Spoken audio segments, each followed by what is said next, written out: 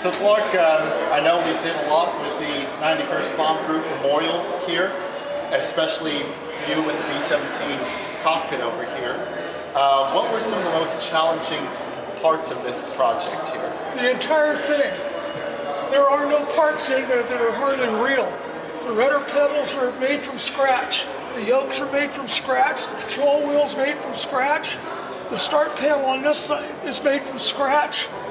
The panel over here where the startup is, it's made from scratch. Right. We have original items as well that are in here. The autopilot is also made from scratch, and the entire controls column is made from scratch, including all the levers. It's just, and then the top, if we hadn't had such a good group to come in here, our volunteers to make it, they know, everybody knows something about something else, and that's what brought this whole project together. Right, and it's also something that the attention of detail even goes into replicating wear and tear on the rudder pedals. Correct. Or the control column. And also the wiring. Yeah. The wiring is something else that is pretty well established as the way it looks. Mm-hmm. The cockpit actually represents what people cannot see by getting in the B-17 because they're not allowed the cockpit section. This is an exact representation of what they would see. Right. And now one thing that's quite interesting here, I believe that is the lock for the controls on the pilot's yoke there. Yes. Yes, they're made out of PVC, a piece of wooden dowel, two pieces of wooden dowel, and are just screwed together, glued together. It was a challenge to make things that aren't available anymore, like crazy. It's just inconceivable. Rudder pedals ran $3,000 a pedal online to buy. We made those for about 50 bucks. And I know, for instance, with the reference material, oftentimes when you get a photo of a B-17 cockpit, it varies depending on which B-17 happens to get photographed. So I assume it was a bit challenging. Well, yes, and then you figure the different models, different war damage. So did they take an F part and put it in a G or vice versa? So once it left the factory, it was never a stock airplane after that.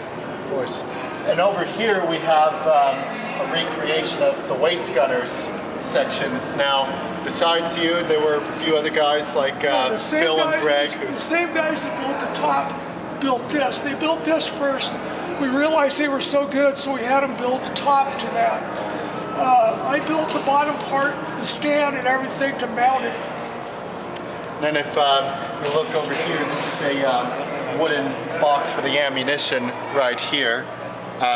So that's what they would store the 50 caliber rounds in. And we've also got boxes like that in the actual airplane. And then over here, we have the Norden bomb sight. Yep.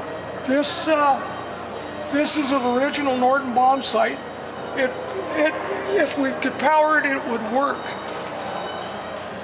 When you hear the word crosshair, inside that is a crosshair, and it's actually made of a human hair, a black human hair. That's why they call it a crosshair.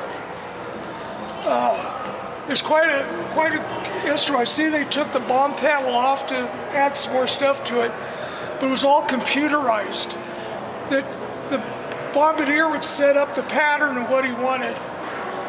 The bombs would either release in a group or one at a time. He didn't toggle it, he just started the system from the information that he put in. From 25,000 feet in the air, a 500-pound bomb takes approximately 60 seconds to drop. It's traveling with the airplane at 200 miles an hour. Once it drops, it actually gets up to 800 miles an hour in 60 seconds by the time it hits the ground at a 25-degree angle, and then explodes. So when he looks through here, he's looking a mile and a half ahead. So that's when the release point is. Once he drops the bombs, he's about a mile and a half from where the bombs are going to hit. Now, I assume with our bomb sight and with the Bombardier seat here, since we have a good number of things in storage, was this already in museum storage, or did we have to acquire this from outside the museum? No, this is, we have 4 or 5 Norton bomb sites around. Complete or not, but this happens to be a complete one.